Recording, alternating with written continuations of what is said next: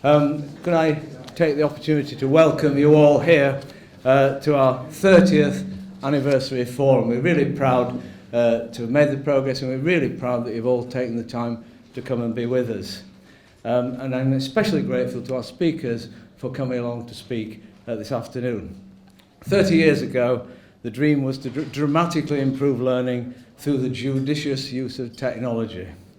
Desktop computers had just appeared, and I was head of physics at Bradford Grammar School at the time, and I thought 10 years and the education scene would have been transformed. Now everybody's smiling, and I can see why, because we all know what actually happened, that it's pretty much the same as it was then. And it's happening slowly. 10 years ago, we thought that most qualifications would be delivered on screen by now. Same story, really.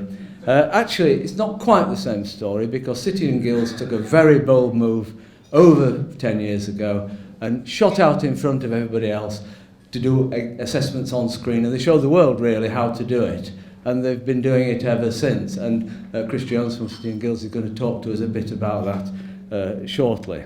But what is happening in vocational training, in qualifications, things have really moved on. In general qualifications, not very much at all, and there's a little bit about that. And I hope Peter Twining is going to talk about that after Chris. So we now realise it's going to be evolution rather than revolution. E-assessment is our game, and there's a spectrum of e-assessment from multiple choice right through to essays typed by the candidate and just marked on screen by somebody elsewhere, a traditional human marking. There's a vast range in between. It could include audio, video, animation, simulation, and many responses that are only possible on screen. We all know this, but it's taking time to get through, and what we've learned is one has to do it gently and slowly and carefully. And one of the things we're thinking out very carefully now is, why can't candidates go in, do the exam on paper, or alternatively do it on a tablet that they're used to doing it on? And by the way, most youngsters are used to working on tablets all the time rather than on paper.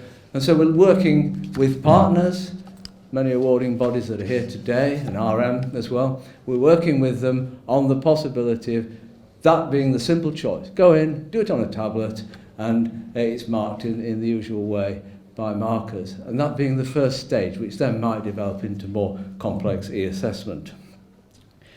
So, where do we go from here?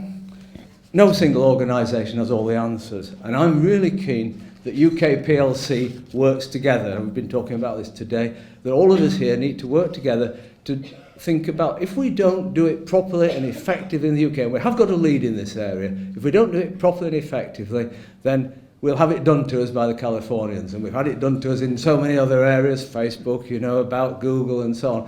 And so I'm determined, and many of my friends here are, that we will do it to them, and we're going to do it to the world. And so that is our hope and our opportunity. Can I thank our MP in Shipley, Philip Davis, for organising this event. He's a great friend of our company, and he's a very nice guy as well. And he's standing here. So I can hardly say anything else. But there's some of your constituents here, Philip, so that's the good news.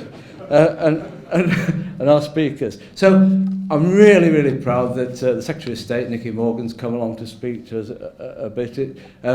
Nicky, I think, has been in the role for about 2 years, I would guess. No, not even 1 year. Not quite a year. Almost 11 months. Anyway, we were absolutely delighted when you agreed to come and speak. We're even more delighted when you survived the election in post. And so we're glad to see you, and over to you. Thank you.